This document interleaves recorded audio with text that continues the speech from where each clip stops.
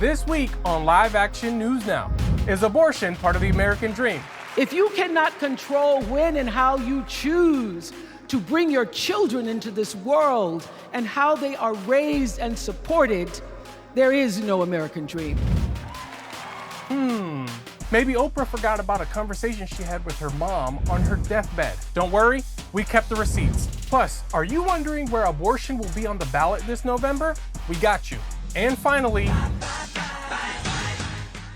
The Annie Girl is saying farewell to all the haters on social media. We'll tell you why. Live Action Nation, let's go.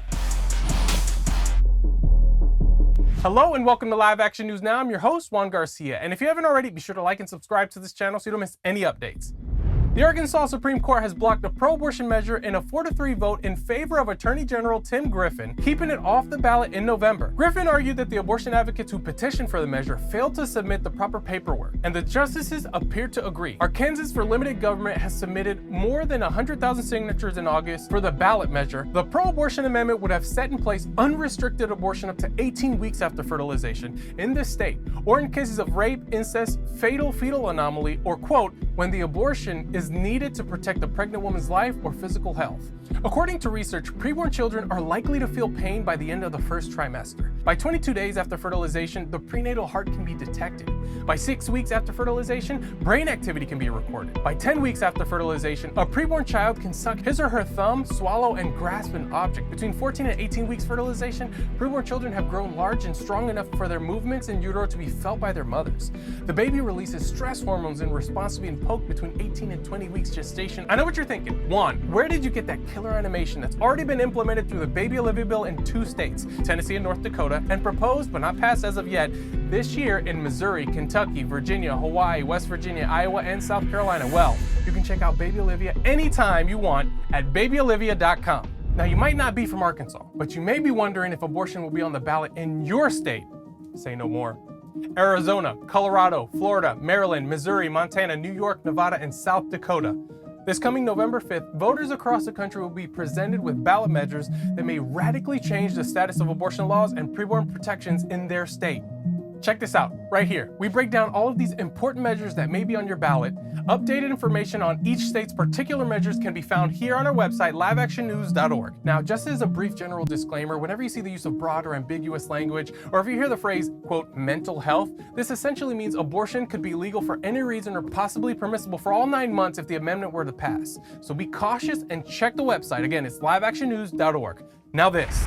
If you cannot control when and how you choose to bring your children into this world and how they are raised and supported, there is no American dream.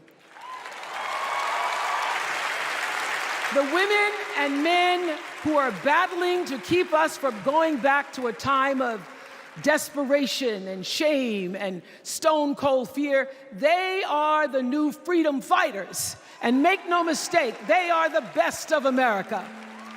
You know who I think the best of America is? Oprah's mom. But don't take my word. The same Oprah Winfrey that took to the stage at the DNC and claimed that killing innocent children before birth is essential to the American dream once said this in 2018 to her dying mother. Thank you. Because I know it's been hard for you. It was hard for you as a young girl having a baby in Mississippi. No education, no training, no skills, 17. You get pregnant with this baby. Lots of people would have told you to give that baby away. Lots of people would have told you to abort that baby. You didn't do that. I know that was hard. I want you to know that no matter what, I know that you always did the best you knew how to do. And look how it turned out. The idea that children stand in the way of the American dream is inherently wrong. Children are who the American dream was built for. Children are the people adults are building the brighter future for. Abortion kills innocent human beings who have the same right to life, liberty, and the pursuit of happiness and the American dream that their parents do. That with hard work and determination, anything is possible. Abortion, however, it says it's impossible for mothers to achieve their dreams, and it acts to steal their American dream from them. She's a living example of how abortion can kill the American dream. Oprah is the American dream, and abortion would have killed her. But apparently, Oprah's own mother valued her daughter's life more than her own so-called, quote, freedom. And now Oprah is using her own successful life to promote the killing of other women's sons and daughters? If Oprah is grateful to be alive today, why would she seek to deny others the opportunity to live? Children are who the American dream was built for. They are the future. Moving on. According to the abortion industry, there's practically nothing that the legal right to kill your preborn child can't accomplish. They claim it, quote, saves lives, provides freedom, and here's the myth I want to focus on today, that abortion is healthcare. Wrong. The truth, abortion is homicide.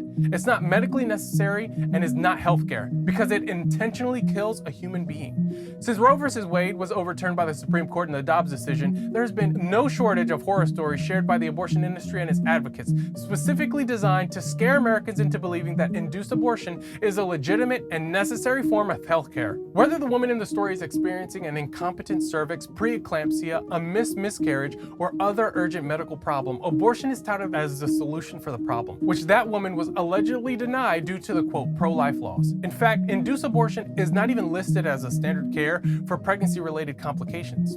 In short, like we always say on this program, intentionally and directly killing a baby is never necessary to save a mother's life. And emergency care to save a mother, miscarriage management, and ectopic pregnancy removal is legal in every state. Our fabulous live action team just destroyed all the other top myths on our website, like this one, on liveactionnews.org. Check it out when you get a chance. And finally,